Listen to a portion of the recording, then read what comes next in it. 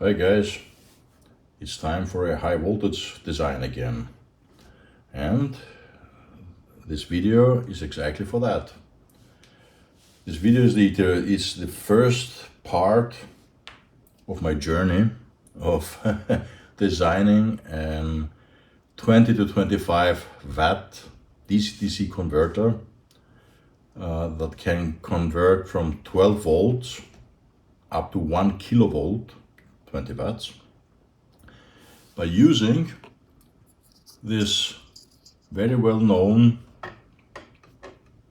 or parts from this very well known cheap China DC-DC converter. And in reality, I'm using it, the most important parts that I'm going to use, that I'm using, is this transformer. The whole design the new design is built around this transformer. And because I have other parts too, like the heatsink, I'm using that too. But that's it. Nothing really more, nothing really less. This is a very cheap one that you can get. It is widely available. And this is why I want to use this transformer. The bad thing that this transformer is not the best one, but I made it my goal to make a DC-DC converter that is acceptable for my needs. And for what do I need it? Yeah, for a new capacitor meter, capacitor leakage meter that I want to do, that I plan to do. That it's not a low voltage capacitor leakage meters like some others that you see in the internet, because that doesn't help me if the leakage of a capacitor that is like this, for example, 1.1 kilovolt, and it's measured on 12 volt and looks perfect, yeah. And then if you raise the voltage, it goes berserk with the leakage. So I want to test the capacitors with more or less the rated voltages. And for that, first of all, I want to thank PCBWay, that is the sponsor of this beautiful PCBs that we will see in a jiffy, and for all the future PCBs that you will see. Just for a little teaser, this is how my solution, the first iteration of the solution, looks. You see, I used the heatsink. That it's okay. Why not use it? It is more than enough. Different MOSFETs, of course. It's not the same MOSFET. The transformer. The circuit is significant changes, let's say so. And look what I have here. 25 microfarads, 550 volts. These are special capacitors that you cannot find everywhere. These are from Far East, from a very known distributor, LCSC. Yimin, they are very good capacitors. They are used in many of Huawei and other routers and switches. And this is how the back looks. Let's go a little bit back, like that. So as I said, this is the first iteration. By the way, these are not normal 2512 resistors. These are high voltage 3000 volt resistors, yeah, just for info. This is the first iteration. It works with 1 kilovolt to the output of 1 kilovolt, but I'm not there where I want to be. I will show you what I mean. I will show you this thing on the load. But the second iteration, honestly, I think I will make it isolated, primary to secondary. I already made an LT-SPICE simulation of that and of the isolated version, and I will show you at least a preview in this video. But let's have a look on the beautiful PCBs that I received from PCBWay. That is the sponsor of this video. Thank you very much. And ooh, what do we see here? It's already the next project. No, I will not show you that. It's again a high voltage power supply, but it's almost 100 watts, and it's for it's for tube amplifiers, etc. Will go up to 400 volts. No, not now. That's another project for later. This is what I received. Let's go near me. Let's take one out. I wanted to show you because they are very, very nice made, as always. I always had very good results with PCBWay. Let me show you that. It's a little bit too much light here. That's the top. Crisp labeling. Very nice edges. Really nice. And if you see that, it is, yeah, it's quite a while that I received it, but yeah, many things happened in between, and it took me time to assemble one. But now we are there, and I would want to show you more. So these are the PCBs. Even the PCBs of the second iteration will look different. I will probably put the whole electronics on the bottom side to screen it a little bit from the magnetic fields of the transformer itself. The whole top side will be more or less ground, more or less, yeah, as much as possible. I will put the one potentiometer more far away from the transformer, etc. And anyway, the idea is to have 1 kilovolt, adjustable as linear as possible, because this design is not linear, it is more or less a little bit like that. That means that the potentiometer, the trimmer, is on the bottom side of the resistor divider that goes to the feedback, and that is absolutely not linear. That means you have 70 to 75% of the way of the potentiometer doing not much, and then the last 25% you have the whole regulation. That's not good. So this will change, and I will probably at the same time make this thing isolated, because it is not a big thing, not a big difference anymore when I make this more linear. So this is how it looks. So from that to that, let's go back a little bit more. Yes, this already works, but this is a reason that it's lying around. This will be added in the new PCB, on the new PCB, because this is absolutely necessary to bring down the noise and the ripple to a very, very acceptable level, let's say so. And this thing, my friends, is 1 microfarad and 1100 volts. That's a lot. That means we have, with a maximum output voltage of 1 kilovolt, I have a headroom of 100 volts. And the same here. These are in series. The resistors here. These high voltage resistors are nothing else as the discharge resistors, or the equalization resistors, because these two are in series. So you have on each of the capacitor more or less the same voltage. and I could use more in series, but why to do that? They are not expensive, they're not really expensive.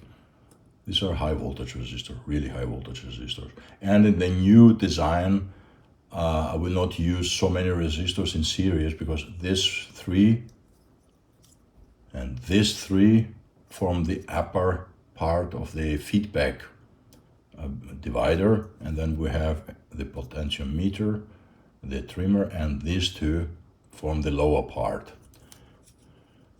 The complete upper part will be just one of these resistors. This takes a lot of less space and yeah, easier to assemble and everything. And probably I will not use SMD diodes on the output. I will use probably SiC, silicon carbide diodes, 2 pieces in series, because these things are getting hot. And I know I'm speaking a lot. This thing oscillates with 73 kilohertz. The new version will go probably up to 200 kilohertz because this is the working frequency that I measured that this transformer has been designed. So between 190 kilohertz and 200 kilohertz. And I'm expecting that when this transformer is used more near to this, his design specifications, this will work better and will not get that hot. This is underrated. This transformer is underrated here at the moment. Yeah, I will use the same controller circuit, UC3843. Perhaps the CMOS version, that means the UC38C43, and we see from there. But let me show you how this thing works on the load. So, this is my venerable high voltage load. It goes up to 1100 or 1200 volts, 1.2 kilovolts. With that, I will load this thing with 20 watts, that means 20 milliamps. This is the pot that I'm using, and oh yay, flickety flacka. Okay. So now it's enabled. I set it to almost 300 volts. We have, flickering again, 30 milliamps. And now let's go higher. Higher and higher. Sorry, I cannot sing.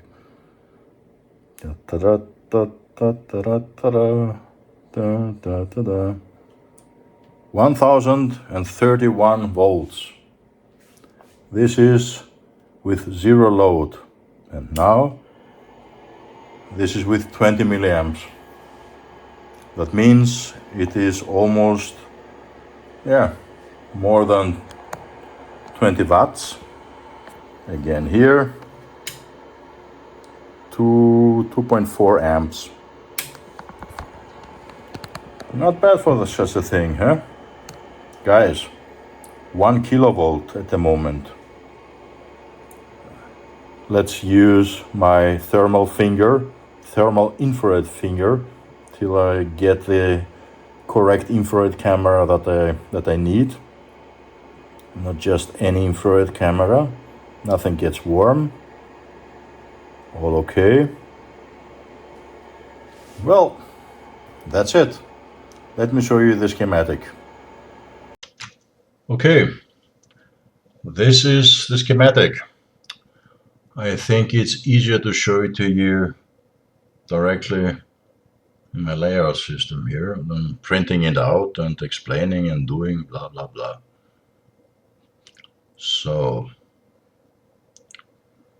this is the same controller. I added additional optional and current sense, a low side current sense amplifier. I don't know if I will populate it or not. At the moment it's not populated. I'm doing the sensing differently.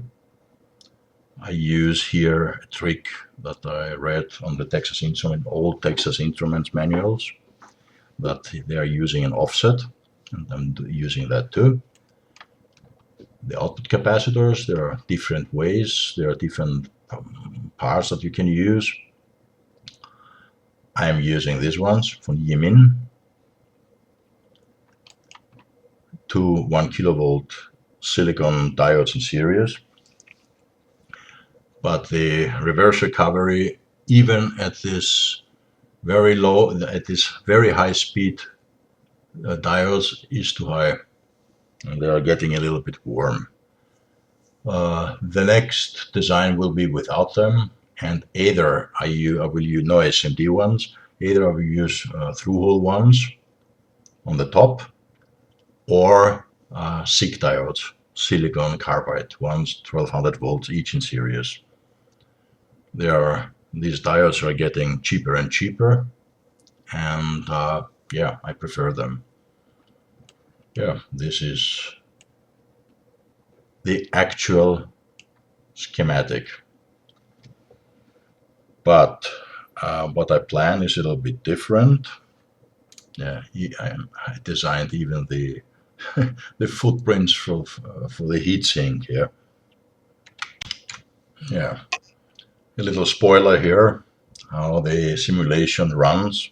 This will run quite a while, and with the magic of the camera and the modern technology, we will see what voltage we achieve at the end and how the noise and ripple looks at the end. So, and while the simulation is running, just a small reminder, if you like what you see, if you like my videos, and there will be quite a lot of this kind of videos that will come, because I've already prepared some stuff that is, in my opinion, quite interesting, with the help of PCBWay, of course. Hey, give me a thumbs up, subscribe to my channel. Many of you are not subscribed, almost 60 to 70% are not subscribed. It is free, does not cost anything, and helps me a lot. And press the notification button so you get more information when I have new videos. So this is again this first iteration that already looks not bad, yeah. Yep, almost there. We have 670 volts, but takes a little bit a while. Okay, the magic happened. We reached equilibrium. We reached 976 volts. Almost. I have to adjust a little bit the resistor, the feedback resistors here. But what I want to show you, let me see if I still know how to do it. Yeah, let's make that bigger. Let's take a piece of that. That's the output. Let's continue with that. Okay, this is how it looks, and let's see what we have peak to peak here. On the bottom of the screen, do you see dy? That's 15.87 millivolts. Millivolts, yeah. Okay, this is not bad at all for 975 volts, yeah. Oh wow, this is how it looks. Let's do it again. 15.84. Not really bad for the first simulations and the second iteration but the 0 version of the second iteration. Yeah, this is how it looks. Sorry, that's the first iteration. I'm sorry, guys, that's the first iteration. First iteration, what you saw now on the 1 kilovolt on the load. Yeah, this is how it looks. And I try to make this the simulation as real world as possible, adding even the leakage inductance here. This is why it took ages to calculate. And a few words about the sponsor of this beautiful PCBs, PCBWay. PCBWay is your one-stop professional solution for everything that has to do with PCB prototyping, including PCB manufacturing, PCB assembly with a lot of features, CNC machining through sheet metal fabrication, 3D printing, again with a lot of materials, using plastic and metal materials, injection molding and vacuum casting. By using the highest standards, immaculate results are guaranteed. So that's for today. This is what I wanted to show you. This is the first iteration. It works. I'll show you the simulation even. That theoretically it's not more than, it's under 20 millivolts peak to peak. It's a ripple. But next time when I have the second iteration, I will show you that in much more detail on the scope. This is just a proof of concept that this thing works. Coming from this, just taking the transformer and the heatsink. Everything else is going to the bin and making this. Again, the idea is to have a high voltage source with at least 20 watts from a DC-DC converter from 12 volts with as low ripple as possible, yeah. Even using this small 22 microfarads, 550 volt capacitors, very nice capacitor, this Yimin, yeah. I'm expecting even a better solution, a better output. By the way, this what I showed you is, I think, already with 200 kilohertz. The simulation. I'm not sure, but anyway, this is what it gets, and I want to make this thing isolated. You will ask, why don't you make one from the beginning and forget this transformer?